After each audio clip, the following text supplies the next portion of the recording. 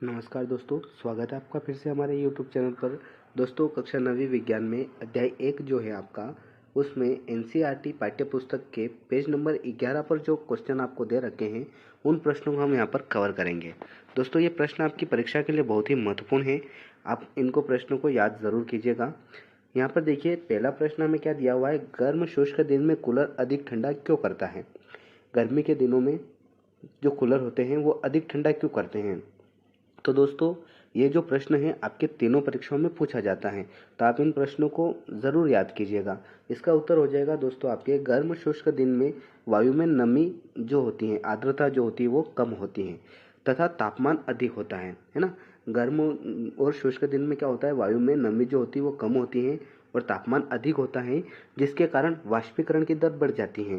क्योंकि तापमान बढ़ने तथा आर्द्रता घटने पर वाष्पीकरण की दर में वृद्धि हो जाती है तथा हम जानते हैं कि वाष्पीकरण से शीतलता उत्पन्न होती है।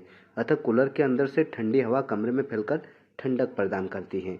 वाष्पीकरण की दर बढ़ने की वजह से जो कूलर होता है उसकी हवा पूरे कमरे में फैल जाती है और पूरे कमरे को वो ठंडा कर देती है। हमारा जो अगला प्रश्न है, दूसरा प्रश्न, ये भी बहुत ही महत्वपूर्ण प्रश्न है दोस्तों। गर्मियों में घड़े का जल ठंडा क्यों होता है। ये भी आपके लिए एक आईएमपी प्रश्न है जो कि आपकी परीक्षा में पूछा जा सकता है। तो गर्मियों में घड़े का जो जल होता है, आपने देखा होगा बहुत सारे मटके के अंदर गर्मियों में मटके का इस्तेमाल करते हैं हम, और उन मटके का जो पानी होता है वो बहुत ही ठंडा होता है। तो वो क्यों होता है, तो इसका उत्तर होगा, घड़े में बहुत अधिक संख्या में छिद्र होते हैं। मटके के अंदर क्या होता है, छोटे छोटे बारीक बारीक बहुत सारे छिद्र होते हैं, जिससे पानी बाहर रिसता रहता है तथा इसका वाष्पीकरण हो जाता है। जब उन छिद्रों से पानी बाहर निकलता है तो वो पानी क्या होता है, वाष्प बनकर उड़ने लगता है। इसी तरह मटके के ऊपर पानी बाहर आता रहता है। अब जब वाष्पीकरण होगा तो पानी मटके के अंदर से बाहर आता रहेगा और वाष्पीकरण में कम हुई ऊर्जा को वो पुनः मटके और शेष बचे जल से वाष्पीकरण की गुप्त ऊष्मा के रूप में ले लेता है। यह प्रक्रिया चलती रहती है। चूंकि घड़े एवं जल से ऊष्मा अवशोषित होती है तथा वाष्पीकरण होता है, इसलिए मटके का जो जल होता है वो ठंडा होता है। तो दोस्तों, ये बहुत ही महत्वपूर्ण प्रश्न है आपकी परीक्षा के लिए, आप इनको जरूर देखिएगा। तीसरा प्रश्न क्या है आपका, एसीटोन पेट्रोल या इत्र डालने पर हमारी हथेली ठंडी क्यों हो जाती है। आपने देखा होगा आपके हाथ के ऊपर अगर हथेली पर अगर पेट्रोल वगैरह गिर जाता है तो आपके यहाँ पर ठंडा ठंडा हो जाता है।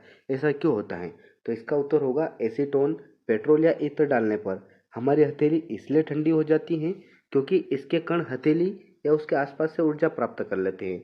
ये जो हमें यहाँ पर एसीटोन पेट्रोल या इत्र हैं, इनके जो कण होते हैं ये क्या करते हैं, हमारे हथेली या उसके आसपास से जो ऊर्जा होती है उसको प्राप्त कर लेते हैं और वाष्पीकृत हो जाते हैं, जिससे हथेली पर शीतलता महसूस होती है और वाष्पीकरण के कारण शीतलता होती है, वो हमें ठंडा लगता है। प्रश्न चौथा, कप की अपेक्षा प्लेट से हम गर्म दूध या चाय जल्दी क्यों पी लेते हैं। ये भी बहुत ही आईएमपी प्रश्न है आपके लिए।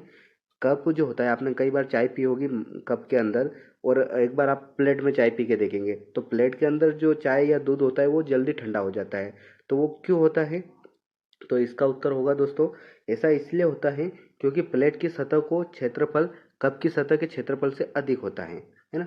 प्लेट की जो सतह होती है उसका जो क्षेत्रफल होता है वो कप की सतह के क्षेत्रफल से ज़्यादा होता है। जितना अधिक सतह क्षेत्रफल होगा, वाष्पीकरण उतनी जल्दी होता है ना। जितना चौड़ा अगर उसका क्षेत्रफल होगा, उसका सतही क्षेत्रफल जितना ज़्यादा होगा, उतनी ज़्यादा जल्दी से वाष्पीकरण की क्रिया होती है, जिससे दूध या चाय जल्दी ठंडा हो जाता है और इस तरह हम प्लेट से दूध या चाय जल्दी पी लेते हैं। तो यही कारण है दोस्तों, उसका सतही क्षेत्रफल अधिक होने का कारण है, जिसकी वजह से प्लेट के अंदर दूध या चाय होता है वो बहुत ही जल्दी ठंडा हो जाता है। पांचवा प्रश्न हमें दिया हुआ है, गर्मियों में हमें किस तरह के कपड़े पहनने चाहिए। यह प्रश्न आपने 7वीं 8वीं में भी पढ़ा होगा दोस्तों, और ये आईएमपी प्रश्न भी है और आपको इसका उत्तर आता भी होगा। लेकिन फिर भी हम यहाँ पर देखिए 9वीं के हिसाब से इसका उत्तर देखेंगे। तो गर्मियों में हमें किस तरह के कपड़े पहनना चाहिए, तो इसका उत्तर होगा, गर्मियों में हमें हल्के रंग वाले सूती कपड़े पहनने चाहिए। सूती कपड़े पहनने चाहिए हमें गर्मियों में, और वो भी हल्के रंग वाले। क्यों, क्योंकि हल्के रंग वाले कपड़े ऊष्मा अवशोषित नहीं करते हैं तथा सूती कपड़ों में छिद्र होते हैं, जिससे पसीना अवशोषित हो जाता है और वाष्पीकरण तेजी से हो जाता है। आपने देखा होगा सूती के जो कपड़े होते हैं उनके अंदर छोटे छोटे छिद्र होते हैं, जिसमें क्या होता है, हमें जो पसीना आता है वो अवशोषित हो जाता है और वाष्पीकरण की दर जो होती है वो भी तेज हो जाती है। इस क्रिया में हमारी त्वचा से वाष्पीकरण की गुप्त ऊष्मा ली जाती है।